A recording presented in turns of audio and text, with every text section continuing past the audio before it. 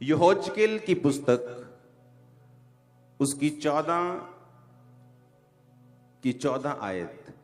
तब चाहे उनमें नूह, दानियल और अय्यूब ये तीनों पुरुष हों तो भी वो अपने धर्म के द्वारा अपने ही प्राणों को बचा सकेंगे, प्रभु यहोवा की ये वाणी है। पुराने नियम में, नया नियम में आपने नबियों को, आपने परमेश्वर के प्रेरितों को, नए नियम में, पुराने नियम में नबियों को, नए नियम में प्रेरितों को, और परमेश्वर ने भी कई लोग बाइबल में ऐसे हैं जिनका नाम ले लेकर एग्जाम्पल्स दी हैं। अब परमेश्वर कह रहा है चाहे उनमें नूह हो, दानियल हो, अय्यूब हो, तो ये वो लोग हैं जिनका नाम परमेश्वर लेता था एग्जाम्पल्स देने के लिए। कि नूह परमेश्वर इतना लाइक करता था कि उस दौर में इतने लोग, सब मान लो उस समय की पॉपुलेशन 20 करोड़ थी या 25 करोड़ थी या 40-50 करोड़ थी पूरी दुनिया की।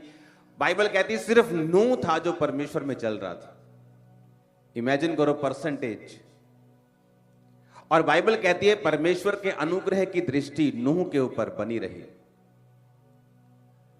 अगर आप दानियल की बात करें तो बाइबल कहती है कि दानियल जब राजा के द्वारा पकड़ लिया गया और उसके लिए भोजन ठहराया गया कि इन लोगों को दारू पिलाओ, इन लोगों को मीट खिलाओ, ये वाला खाना खिलाकर इनको शिक्षा दो और उसके बाद मेरे सामने हाजिर करो, तो बाइबल कहती है दानियल ने वो खाना खाने के लिए मना कर दिया था जो बाइबल में मना हुआ था। कि बाइबल में मना थे कुछ मीट, कुछ खाने, कुछ चीजें जो मना थी और दानियल ने उसे खाने के लिए मना कर दिया था। अब मैं आपसे एक बात बोलना चाहता हूं। आज हम एक बंदे की अगर एग्जाम्पल ले लें, अगर हम दानियल की एग्जाम्पल ले लें, चाहे हम अय्यूब की एग्जाम्पल ले लें, चाहे नूह की एग्जाम्पल ले लें, तो क्यों परमेश्वर उनका नाम लेता था? नए नियम में जब प्रेरित बात कर रहा है, याकूब तो कह रहा है एलिया भी तुम्हारे समान दुख और सुख भोगी मनुष्य था। जब उसने गिड़गिड़ाकर प्रार्थना की कि मेघ ना बरसे, बारिश ना आए, तो बारिश नहीं आई। वो भी जो प्रेरित था वो भी किसी बंदे का नाम लेकर तुम्हें समझा रहा था। तो ऐसे ये कौन से व्यक्ति थे, इनमें क्या खासियत थी कि परमेश्वर, नबी, प्रेरित इनका नाम लेकर लोगों को समझाते थे, इनकी एग्जाम्पल देकर समझाते थे?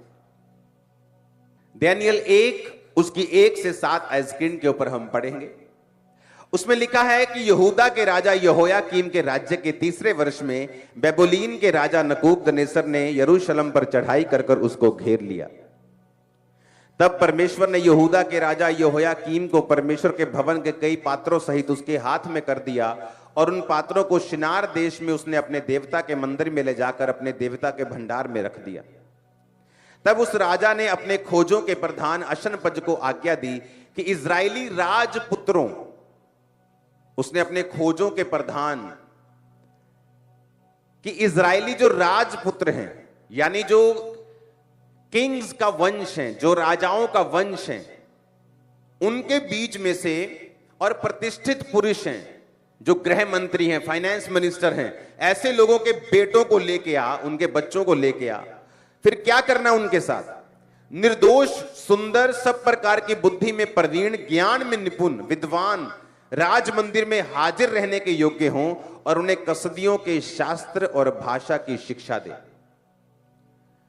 राजा ने कहा कि उनको निर्दोष हो, जवान हो, सुंदर हो, बुद्धि में तेज हो, ज्ञान में निपुण हो, विद्वान हो, राजा के वंश के हों, प्रतिष्ठित पुरुषों के बच्चे हों, उनको लेके आ और उन्हें क्या कर? उन्हें शिक्षा दे, हमारे शास्त्रों की शिक्षा दे, हमारी भाषा की शिक्षा दे।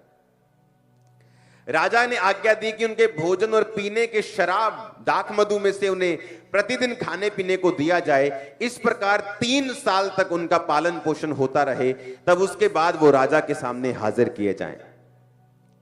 3 साल क्यों कहा? बाइबल जब आप पढ़ते हैं तो बाइबल में नंबर्स के मीनिंग्स हैं।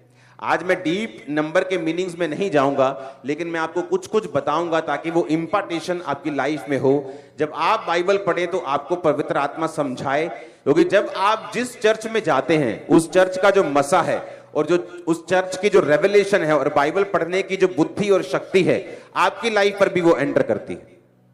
3 साल जब आप देखेंगे बाइबल में, 3 का एक महत्व है। बाइबल कहती है जब आप मसीह में आते हैं ना, पहले साल और दूसरे साल आपका सबसे कठिन टाइम होता है। और बाइबल कहती है 1 और 2 साल के जो बच्चे थे वो राजा हेरोदेस ने मरवा दिए थे। मसीह में आने के बाद अगर आपने 3 वर्ष काट लिए, मैं आपको बता सकता हूं कि आपकी बड़ी हाई परसेंटेज होगी उन लोगों की जो 3 साल अगर आपने काट लिए मसीह में और आपने जीत लिया, आप कभी बैकस्लाइड नहीं होगे 3 साल के बाद। Mostly big number of percentage जिसने 3 साल काट लिए। पहले साल शैतान आप लोगों को तंग करता है, उसने मुझे बहुत तंग किया। मसीह में आने के पहले साल में ही मैं इतनी ज्यादा परीक्षा में चला गया कि मसीह में आने से पहले मेरी मुसीबतें कम थी कई चीजों की, और मसीह में आने के बाद वो एक्स्ट्रा हो गई थी, बढ़ गई थी, 10 गुना बढ़ गई थी कई। तो शैतान को मालूम था अगर इसे अभी नहीं मारा तो बाद में मरेगा नहीं। तो वो जब बचपन में आप होते हैं, छोटे बच्चे होते हैं मसीह में, वो आपको मारने की कोशिश करता है, बहुत अटैक करता है, बहुत खिलाफत करता है। फैमिली खिलाफ हो जाएगी, पैसे में कमी हो जाएगी, शरीर बीमार हो जाएगा, दुष्ट आत्मा अटैक करेगी। लेकिन जब आप 1 साल काटते हैं, 2 साल काट लेते हैं, 3 साल काट लेते हैं, 3 साल के बाद सिचुएशन आसान होनी शुरू हो जाती है, डाउन होने शुरू हो जाते हैं, अटैक, गवाहियां बननी शुरू हो जाती हैं, आप बढ़ना शुरू हो जाते हैं। तो 3 का महत्व यह है। हमेशा याद रखो, अगर आपको मसीह में आए 1 साल हुआ है, 2 साल हुआ है, आप सही तरह से चलते जा रहे हैं, वेट करो। जब आपके 3 साल कंप्लीट हो गए, परमेश्वर आपको बड़ी निशानियां देगा, ब्लेस करेगा। आमीन। अब उसने कहा कि 3 साल पालन पोषण करके वो राजा के सामने लेके आओ। उसके बाद उन्होंने यहूदा की संतान में से चुने हुए दानियेल, हनन्याह, मिशाएल, अजर्या नामक यहूदी थे। खोजों के प्रधान ने उनके दूसरे नाम रखे। दानियेल का नाम उसने बेलत शस्तर रखा, हनन्याह का नाम शद्रक, मिशाएल का नाम मेशक, अजर्या का नाम अबेदनगो रखा। हालेलुया। अब फिर से पहली आयत को, दूसरी आयत को हम स्क्रीन पे दिखाते जाएंगे। अब जब आप इनको पढ़ते हैं तो उसमें लिखा है कि ये बेबीलोन का राजा था। मैं आपको ये स्टोरी क्यों पढ़ा रहा हूं, मैं इसका कारण भी पीछे आपको बताता हूं, क्या रीजन था इसका। ऐसा क्यों हुआ कि बेबीलोन ने परमेश्वर के कामों के ऊपर, उसके राज्य के ऊपर कब्जा कर लिया? क्योंकि यह भविष्यवाणी थी। वो भविष्यवाणी कहां लिखी थी? वो भविष्यवाणी हुई थी दूसरा राजा 20 उसकी 16 से 18 आयत में।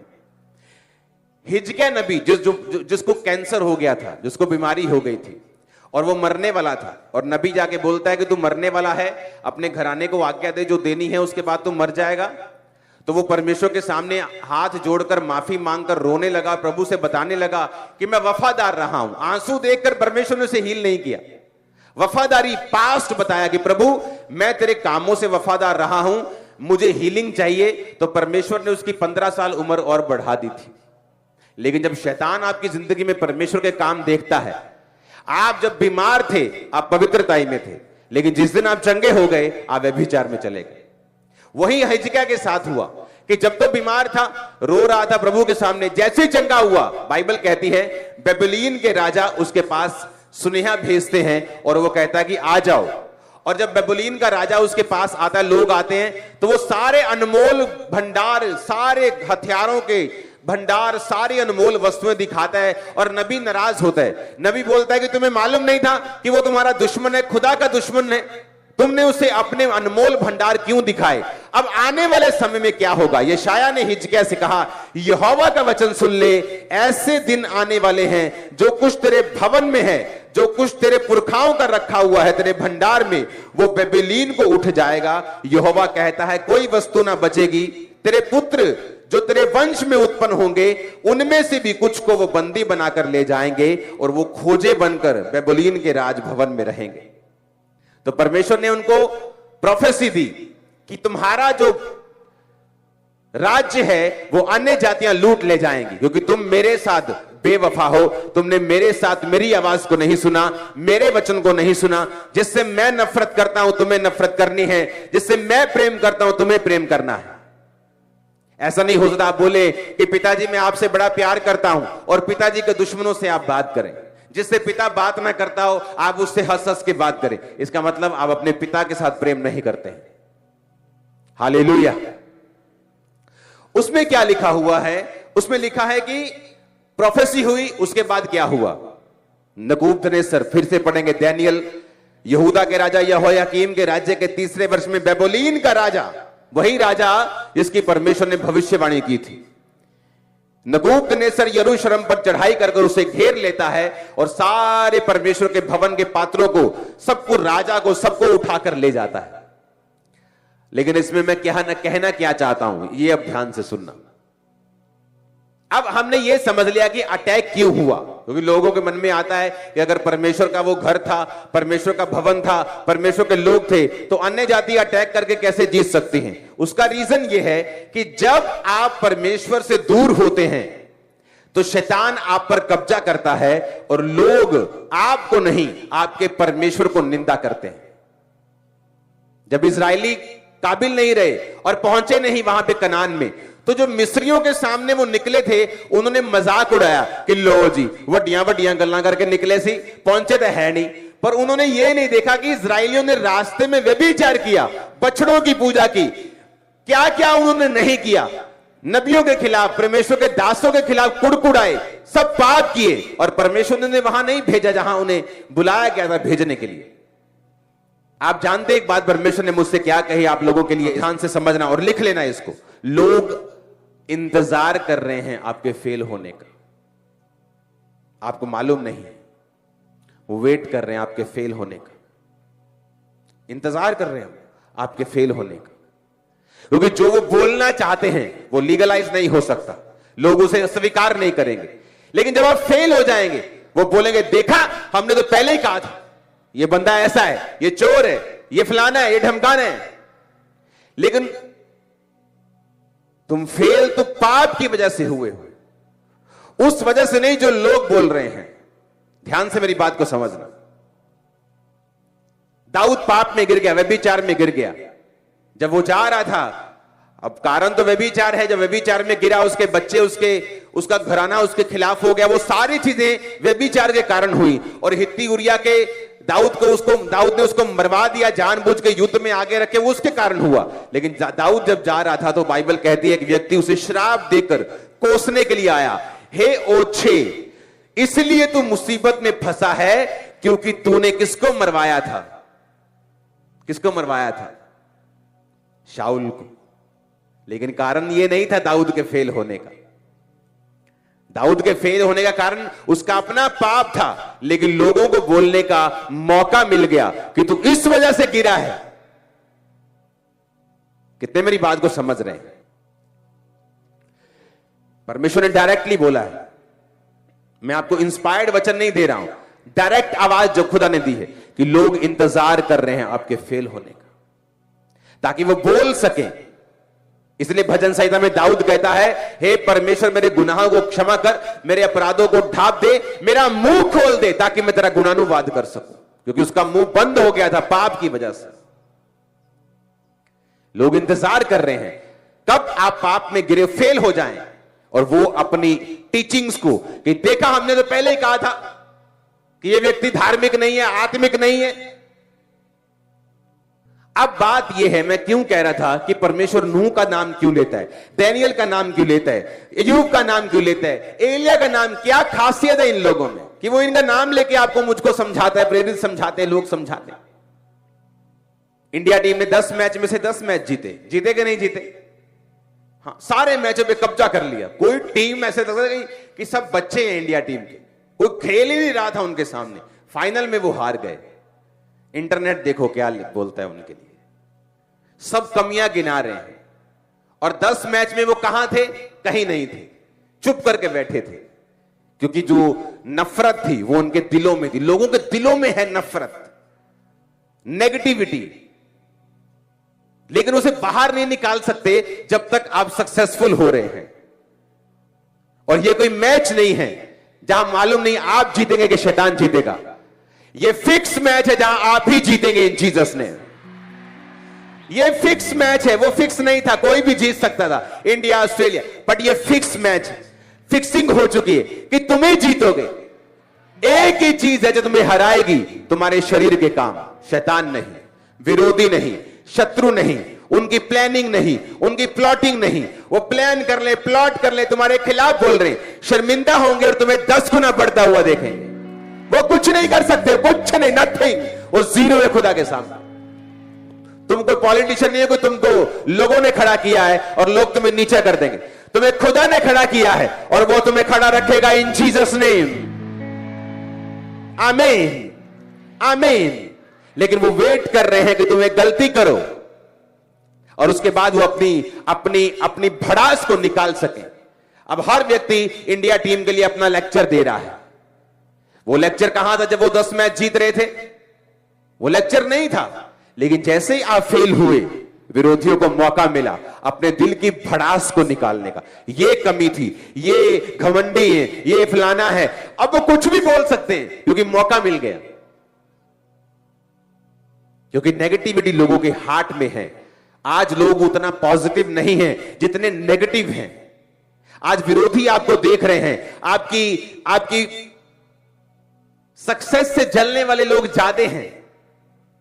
और वो क्या वेट कर रहे हैं कि कुछ हो जहां उन्हें बोलने का मौका मिले। मैं आपको खुदाबंद की इस कुर्सी पे बैठा हुआ बता रहा हूं, भविष्यवाणी कर रहा हूं, वो सारी उम्र वेट करके मर जाएंगे, मौका नहीं मिलेगा इन जीसस ने, यीशु के नाम में। आमीन। आपके हाथ में है, ये विरोधी के हाथ में नहीं है। थैंक गॉड, आपके हाथ में, मेरे हाथ में। कैसे? मैं आपको बताता हूं। जब उस लाइन को पढ़ेंगे, तीसरी आयत को, उस राजा ने अपने खोजों के प्रधान, खोजे कौन होते थे मालूम है? अब मैं आपको स्टोरी बताता हूं। अब राजे को अपनी रानियों की रक्षा करनी है। अब राजे की रानियां होती थी 100, 50, 40, 35। अब एक पत्नी तो नहीं है आज के टाइम की तरह कि उसे सब कुछ अपनी पत्नी का मालूम है, वो इकट्ठे रह रहे हैं। तो रानियां होती थी 100, तो मालूम नहीं था कौन सी रानी क्या कर रही है। तो उनकी रक्षा के लिए और उनकी सुरक्षा के लिए और उनकी देखभाल के लिए उन्हें वो बंदे चाहिए होते थे जो शारीरिक रूप से मजबूत हों। अब शारीरिक रूप से हमें यह मालूम है कि परमेश्वर ने जेंट्स को, मर्द को मजबूत बनाया है। लेकिन उसे राजा को यह भी मालूम होता था कि अगर मर्द को मैं रानियों के पास रखूंगा तो कोई ना कोई बहकेगी और व्यभिचार करेगी। तो वो क्या करते थे, वो मर्द के अंगों को, गुप्त अंगों को काट देते थे और उन्हें खोजा बना देते थे। उन्हें खोजा बनाकर फिर वो रानियों की रक्षा के लिए उन्हें रखते थे, ताकि ताकत तो उनमें मर्द की सी हो, बुद्धि तो उनमें से हो, लेकिन वो कोई भी ऐसा कुकर्म उनके साथ ना कर सके। इसलिए उनके गुप्तांगों को काट कर वो खोजे रानियों के पास रख दिए जाते थे। अब मैं बात पे आ रहा हूं, ध्यान से समझना। जब भविष्यवाणी हुई थी कि बेबुलीन आएगा, सारे परमेश्वर के भंडार को ले जाएगा, और 18 आयत में लिखा है, तेरे पुत्र जो तेरे वंश में उत्पन्न, यानी राजाओं के वंश के जो पुत्र होंगे, वो उन्हें बंदी बनाकर ले जाएंगे और वो खोजे बनकर बेबुलीन में सेवा करेंगे। यानी उनके भी गुप्तांगों को काट कर, क्यों काटते थे मैं रीजन बताता हूं। उसके रीजन हो सकते हैं। पहला रीजन क्या हो सकता है कि जब आप दूसरे राजपुत्रों को लेके आएंगे, आप उनके अंगों को काट देंगे तो वो बच्चे पैदा करने में सक्षम नहीं है, तो उनका वंश एक तरह से खत्म कर दिया आपने। तो एक तो ये रीजन है। दूसरा रीजन ये है कि जब आप वो सेवा में काम करेंगे तो वो एक मन होके करेंगे। उन्हें मालूम है ना मेरा बाप, ना मेरी मां, ना मेरे बच्चे होने, ना मेरी पत्नी, तो मैं किसके लिए पैसा इकट्ठा करूं, किसके लिए मैं फालतू रिश्वतें लूं, किसके लिए मैं राजा के साथ बुरे गोष्ठी करूं, गद्दारी करूं। मैं यूं तो मुझे खाना पीना रहना सब अच्छा मिल रहा है, गवर्नमेंट जॉब है। तो उनके दिमाग को फोकस करने के लिए वो ये काम करते थे। अब मैं आपको तीसरी बात बताता हूं। आप इतिहास पढ़ लो, आप पूरी बाइबल खोज लो, आपको उन्हीं लोगों के नाम, मैं कह रहा हूं एक भी नाम पूरी बाइबल में, हजारों सालों की हिस्ट्री में एक भी नाम आपको ऐसा नहीं मिलेगा जिस व्यक्ति के अंदर सेक्सुअल सिन की कमजोरी हो, जिसका व्यभिचार कंट्रोल में ना हो और उसे परमेश्वर ने बड़े काम के लिए इस्तेमाल किया हो, उसे विजन, दर्शन दिए हों, वो लंबा चला हो। एक भी नहीं है। क्यों परमेश्वर डैनियल का नाम ले रहा है मालूम? क्योंकि डैनियल जो था व्यभिचार के पाप से कोसों दूर था। या तो वो खोजा बना के अलग कर दिया गया था, उसे मालूम था। अब वो तो खोजा था, पौलुस को देखो, वो खोजा नहीं था, वो मर्द था पूरा, लेकिन मैरिज नहीं की उसने। और अगर आप देखेंगे वो हेवन में गया, उसने दर्शन देखे, उसने विजन देखे। या जो लोग मैरिड थे और परमेश्वर ने उन्हें दर्शन दिए, वो सिर्फ अपनी वाइफ या अपने हस्बैंड के साथ ही वफादार थे और उन्होंने कहीं भी अपना मुंह काला नहीं किया।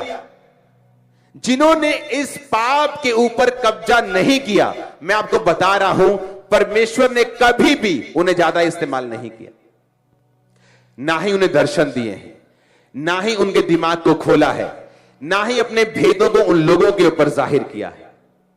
पूरी बाइबल खोल के देख लो। डैनियल हो सकता है, यह 100% श्योर नहीं है, लेकिन भविष्यवाणी के अनुसार जो की गई थी, यह पॉसिबिलिटी है, क्योंकि ना तो उसकी पत्नी का जिक्र है ना बच्चों का जिक्र है, कि हो सकता है वो खोजा बना दिया गया हो। पौलुस क्या कहता है? अगर तेरे पत्नी है तो उससे अलग ना हो, अगर पत्नी नहीं तो उसकी खोज ना कर, अगर मैरिड है तो अपनी पत्नी का ही हक पूरा कर, उससे अलग ना हो, अगर अनमैरिड है तो परमेश्वर को खुश करने की कोशिश कर। क्यों वो कह रहा है? क्योंकि जितने लोग आपको व्यभिचार के पाप में मिलेंगे, वो कभी भी परमेश्वर से डिवाइन विजन दर्शन नहीं ले सकते और कभी भी आत्मिक लाइफ में आगे नहीं बढ़ सकते। कितने मेरी बात को समझ रहे हैं? और शैतान सबसे बड़ा धोखा इसी लाइन में लोगों को दे रहा है। आप फेसबुक उठा के देख लो, आपको नंगी औरतें आराम से मिल जाएंगे। आप जस्ट अपना काम भी करेंगे, आपको नंगी औरतें वहां मिलेंगी। क्यों? शैतान बुरी कोशिश कर रहा है मैनकाइंड को इस पाप में घुसाने की। जो नंगे जो कपड़े आज से 15 साल पहले ब्लू मूवीज में दिखाते थे, अब वो लोगों के नॉर्मल कपड़े हो चुके हैं, अगर आप देखेंगे इंटरनेट। क्यों?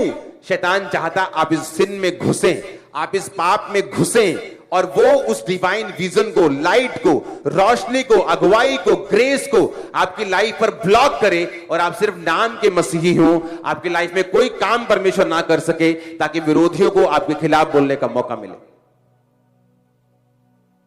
कितने मेरी बात को समझ रहे हैं? इस भविष्यवाणी के अनुसार जो दूसरा राजा में की गई और उस वचन के अनुसार जो डैनियल में लिखा है, उस वचन के अनुसार जो पौलुस ने लिखा है, उस वचन के अनुसार जो यूहन्ना प्रकाशित वाक्य में लिखा है, आपको यह बात समझ आएगी कि जो लोग इस पाप से दूर रहे हैं, परमेश्वर ने उन्हें ग्रेटली यूज किया है। अगर आप देखेंगे पुराने नियम में लोग कहां गिरे? व्यभिचार में, दूसरा पैसों में। अगर व्यभिचार वाला हिस्सा उनका सही है तो पैसों में गिरने की कोशिश हो जाती है। अगर व्यभिचार में नहीं गिरे, पैसों में नहीं गिरे, आपने बहुत कुछ कवर कर लिया। अगर आप इन दो चीजों में नहीं गिरे तो। कितने मेरी बात को समझ रहे हैं? और होता क्या है, जब आप इन चीजों पर कब्जा करना शुरू करते हैं, आप इन चीजों के ऊपर अपने शरीर पर काबू करना शुरू करते हैं, होता क्या है? हेवन ओपन होता है। स्पिरिचुअल रेल्म में, आत्मिक रेल्म में एक लाइट आपके ऊपर आनी शुरू होती है। आप क्लियर होना शुरू हो जाते हैं, कंफ्यूजन खत्म होनी शुरू हो जाती हैं, रास्ते ओपन होना शुरू हो जाते हैं, बहुत से वेज आपकी लाइफ में ओपन होते हैं, बहुत से संघर्ष जो आप कर रहे हैं वो खत्म होना शुरू होते हैं, डिवाइन हेल्पर आना शुरू होते हैं। जो लोग फ्रूटफुल नहीं है आपकी लाइफ में, लेकिन आप उनको छोड़ नहीं सकते, परमेश्वर उनको आपसे अलग करता है। बहुत सी चीजें आपकी लाइफ में होती हैं जो आपके बस में नहीं होती, लेकिन जब आप खुदा के वचन पे चलना शुरू करते हैं, वो आपकी लाइफ में होना शुरू होती हैं। फिर आप क्या होता है, आप 6 महीने में, साल में, 2 साल में अपने आप को कहीं अधिक ऊपर पाते हैं जहां आप 2 साल पहले थे। कहीं ग्रेस में पाते हैं जो आपकी लाइफ में पहले थी। आप अपने आप को फ्लो होता हुआ देखते हैं, हर काम में फ्लो शुरू होता है। हर बच्चे, आपकी फैमिली, आपका बिजनेस, आपका फाइनेंस, आपका बॉडी, सेहत, हर एक चीज पे आप खुदा की बरकत को देखते हैं। हालेलुया, जोर से बोलो हालेलुया। आप मेरी बात को समझ रहे कि नहीं? ये चीजें एज ए क्रिश्चियन अगर आपने काबू नहीं की है, आपकी अभी जर्नी स्टार्ट नहीं हुई है, आपने अभी शुरू नहीं किया है। आप अभी तैयारी कर रहे हैं शुरू करने की, क्योंकि ये दो चीजें ऐसी हैं, सेक्सुअल सिन, पाप, सेल्फ सेक्स करना, मूवीज देखनी, गलत काम करने, मैरिज के बाहर जाना। क्योंकि अगर आप कुंवारे होने का बहाना लगाकर ये पाप करेंगे, मैं आपको लिख के देता हूं रेड साइन करके कि शादी के बाद भी आप ये पाप करेंगे, मैं आपको बता रहा हूं। क्योंकि ये स्पिरिट है, अगर अब कंट्रोल नहीं की तो मैरिज के बाद भी आप कंट्रोल नहीं कर पाएंगे। अगर आपने अब इसे कंट्रोल किया, मनी मैटर में आप वफादार हैं परमेश्वर के साथ, पैसों में आप वफादार हैं, व्यभिचार में आपने कंट्रोल कर लिया है, आपने बहुत हिस्सा कवर कर लिया। आप देखना क्या होता है, आप देखना किस तरह से आपको पता चलता है। जब आप प्रेयर में बैठेंगे, वो विजन में बात करेगा, सपनों में बात करेगा, दर्शनों में बात करेगा। वो सपने, वो दर्शन, वो विजन आपके लिए ऐसा, वो डिवाइन जो लाइफ लोग कभी कभी महसूस करते हैं अपनी लाइफ में, वो हम रोज महसूस कर रहे हैं। क्यों? हम वो रेलम में पहुंच गए हैं, वो चीज पे पहुंच गए हैं, वो चीज को हमने काबू कर लिया है, उस पे कब्जा कर लिया है, उसको मास्टर कर लिया है, सालों उस पे चल लिया है। इसलिए हमारा एटमॉस्फेयर आसपास का चेंज हो चुका है। आप उस लाइफ को इमेजिन भी नहीं कर सकते जो मैं और मेरा परिवार जी रहे हैं, इमेजिन भी नहीं कर सकते। अगर मैं उसे बताऊंगा तो वो आपको लगेगा कि मैं आपको पता नहीं क्या चीज बता रहा हूं। हमें मालूम है फ्यूचर में क्या होने वाला है, कौन से चीजें हमें हमारी वेट कर रही है, शैतान क्या प्लान कर रहा है, उसको टाइट कर देंगे यीशु के नाम में, कान पकड़ के। हालेलुया। वो शर्मिंदा होगा, शैतान शर्मिंदा होगा, एनिमी शर्मिंदा होगा। आमीन ऊंचा चाहिए। मैंने कहा दुश्मन की सारी चालें शर्मिंदा होंगी, वो खत्म है यीशु के नाम में। आमीन ऊंचा चाहिए चर्च। आप समझ रहे मेरी बातों के नहीं? ये है क्रिश्चियन लाइफ, जो आजकल पास्टर्स बताने से डरते हैं क्योंकि वो इन्हीं चीजों में फंसे हुए हैं। लोगों को लगता था वाह वाह वाह, वो करोड़ों रुपए बदली बाहर से आ रहा है, ये रोज ऐसे बैठते हैं, ये वो इंग्लैंड से आ रहा है 25 करोड़, चलो लगा दो चर्च में। पता नहीं चर्च में 2000 करोड़ का चर्च बना रहा है। जब चेकिंग हुई, मैंने कहा अगर तुम बोलोगे ना ये वाले दीवार का बिल चाहिए, कहीं भी जाके किसी भी दीवार पे, चर्च की किसी भी चीज पे हाथ रख दो तुम और बोलो इसका बिल चाहिए, मैं निकाल के दे दूंगा आधे घंटे में। किसी भी कोने में चले जाओ, किसी भी कोने में, किसी भी कोने में चले जाओ, चर्च के किसी कोने में चले जाओ, किसी फ्लोर पे चले जाओ, टाइल पे हाथ लगा दो, सीलिंग पे हाथ लगा दो, दीवार पे हाथ लगा दो, खंबे पे हाथ लगा दो, पिलर पे, बोलो इसका बिल चाहिए, मैं आपको दूंगा। जब लोगों को समझ आई कि भाई साहब जो ये बोलते हैं वो हो रहा है चर्च में, कोई घपला नहीं निकला, कुछ नहीं निकला, बिल निकले, सब कुछ निकला। और जब चेकिंग करने वाले आपके विरोधी हों और वो भी मान जाएं कि भाई साहब कमाल है।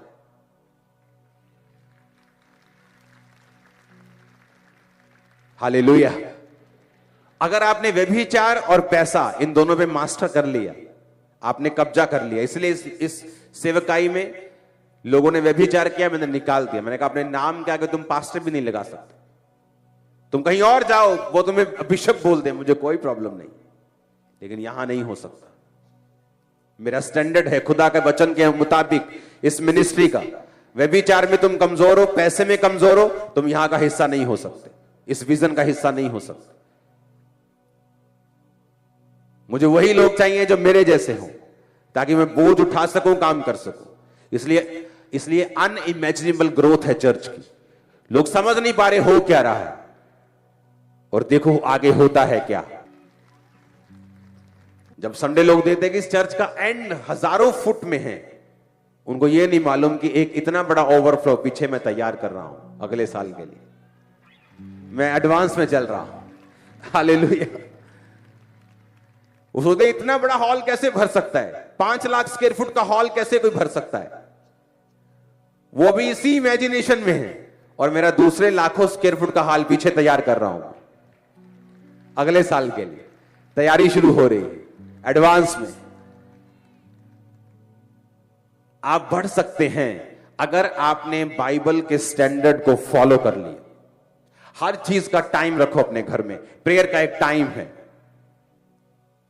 अपने परिवार के साथ समय व्यतीत करना एक समय है, एक टाइम है। वो टाइम निकल गया, प्रेयर का टाइम। मेरे बच्चे तब से प्रेयर कर रहे हैं जब वो 1-1, 2-2, 1.5 साल के थे, 2 साल के थे, 2.5 साल के, तब से प्रेयर में बैठ रहे हैं। Full fire prayer, full. आप निराश नहीं होंगे अगर वचन को स्टैंडर्ड बना लिया।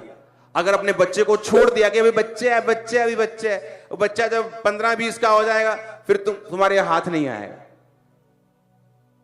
फिर तुम पीछे भागोगे, फिर वो हाथ नहीं आएगा। खुदा ने कहा बच्चे को उसी लाइन में चलाओ जिसमें तुम उसको देखना चाहते हो। जब वो बड़ा हो जाएगा उससे हटेगा नहीं। वचन स्टैंडर्ड होना जरूरी है। मैंने आपको 2 वर्सेस दिए हैं, इनको फॉलो करो। आपको बताया है कि क्यों परमेश्वर इनका नाम लेता था, क्या खासियत थी इन लोगों में। परमेश्वर क्या एक्सपेक्ट करता है आप लोगों से, मुझसे, कलीसिया से, नए लोगों से, पुराने लोगों से, क्या एक्सपेक्ट करता है, मैंने आपको बताया। अगर आपने इन चीजों के ऊपर मास्टर कर लिया, आप अपनी लाइफ को इजी होता देखेंगे। एवरी ईयर इजी होगे, हर मंथ इजी होगे। लाइफ इजी के बाद इजी के बाद इजी होती जाएगी, आसान होती जाएगी, ब्लेसिंग्स बढ़ती जाएगी, इजीनेस बढ़ती जाएगी। इतना फ्लो में आप चले जाएंगे कि लोग देखेंगे कि आप जीते कैसे हैं, ये कैसे पॉसिबल है, ये लाइफ कैसे पॉसिबल है, ये ग्रेस क्या है। मेरे घर में जब नॉन बिलीवर लोग मुझसे मिलने के लिए आते हैं, जो मेरा कोई ना कोई काम देख रहे हैं या मेरे साथ संबंधित हैं, वो अपनी भाषा में उस घर की प्रेज करके जाते हैं कि पता नहीं इस घर में वाइब्रेशन कैसी है। उनको मसे का नहीं मालूम, प्रेजेंस का नहीं मालूम, लेकिन वो अपनी भाषा में बताते हैं। एक नहीं, बहुत से जन जो हमारे घर में आते हैं। रीजन, परमेश्वर की प्रेजेंस, उसकी स्पिरिट। हालेलुया। लोग भी महसूस करेंगे आपकी ग्रेस को जो आपकी लाइफ के ऊपर होगी जब आप परमेश्वर के वचन को अपना स्टैंडर्ड बना लेंगे। अगर आपका मोबाइल आपको गिरा रहा है, इसे ब्लॉक कर दो, फेसबुक डिलीट कर दो, इंस्टाग्राम डिलीट कर दो, डिलीट कर दो वो चीजें जो आपको लगता है कि अभी आपकी स्पिरिचुअल ग्रोथ का कारण नहीं हो रही, बल्कि आपको गिराने की कोशिश कर रही। फायदा आप ही का होगा। परमेश्वर तो अपनी जगह बैठा है, यहोवा परमेश्वर का सिंहासन लगा है, जीसस क्राइस्ट दाहिने हाथ बैठे, वो तो अपने सिंहासन पर है। स्वर्ग भी तैयार है, नरक भी तैयार है। आपका फायदा और आप ही का नुकसान है। कितने मेरी बात को समझ रहे हैं? अपने हाथों को उठाओ। Thank you Jesus. हमारे YouTube चैनल को सब्सक्राइब करें ताकि आप परमेश्वर के गहरे वेदों को जान सकें कि कैसे आप परमेश्वर